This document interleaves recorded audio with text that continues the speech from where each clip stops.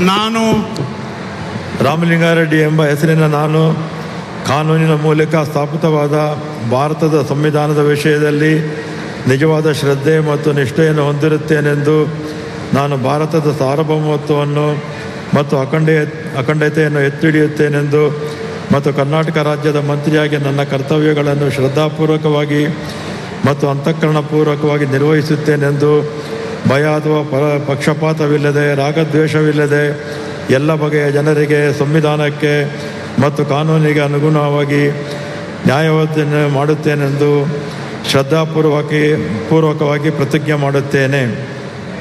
ನಾನು ರಾಮಲಿಂಗಾರೆಡ್ಡಿ ಎಂಬ ಹೆಸರಿನ ನಾನು ಕರ್ನಾಟಕ ರಾಜ್ಯದ ಮಂತ್ರಿಯಾಗಿ ನನ್ನ ಪರ್ಯಾಲೋಚನೆಗೆ ತರಲಾಗುವ ಅಥವಾ ನನಗೆ ತಿಳಿದು ಬರುವ ಯಾವುದೇ ವಿಷಯವನ್ನು ರಾಜ್ಯದ ಮಂತ್ರಿಯಾಗಿ ನನ್ನ ಕರ್ತವ್ಯಗಳ ಯುಕ್ತ ನಿರ್ವಹಣೆಗೆ ಅಗತ್ಯವಾಗಬಹುದಾದ ಸಂದರ್ಭದಲ್ಲದೆ ಅನ್ಯಥಾ ಯಾರೇ ವ್ಯಕ್ತಿಗೆ ಅಥವಾ ವ್ಯಕ್ತಿಗಳಿಗೆ ಪ್ರತ್ಯಕ್ಷವಾಗಿ ಅಥವಾ ಪರೋಕ್ಷವಾಗಿ ತಿಳಿಸುವುದಿಲ್ಲ ಅಥವಾ ಬಹಿರಂಗಪಡಿಸುವುದಿಲ್ಲ ಎಂದು ಶ್ರದ್ಧಾಪೂರ್ವಕವಾಗಿ ಪ್ರತಿಜ್ಞೆ ಮಾಡುತ್ತೇನೆ.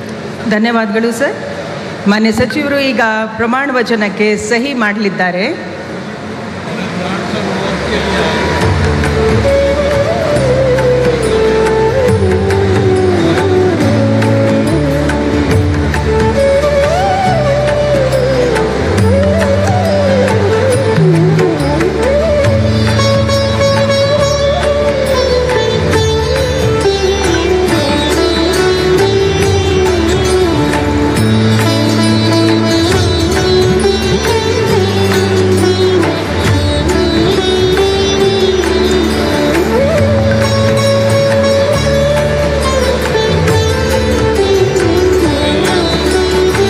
ಮಾನ್ಯ ರಾಜ್ಯಪಾಲರು ಹಾಗೂ ಮಾನ್ಯ ಮುಖ್ಯಮಂತ್ರಿಗಳು ಮಾನ್ಯ ಸಚಿವರಿಗೆ ಹೂಗುಚ್ಚೆ ಮೂಲಕ ಅಭಿನಂದನೆಯನ್ನು ಸಲ್ಲಿಸುತ್ತಿದ್ದಾರೆ.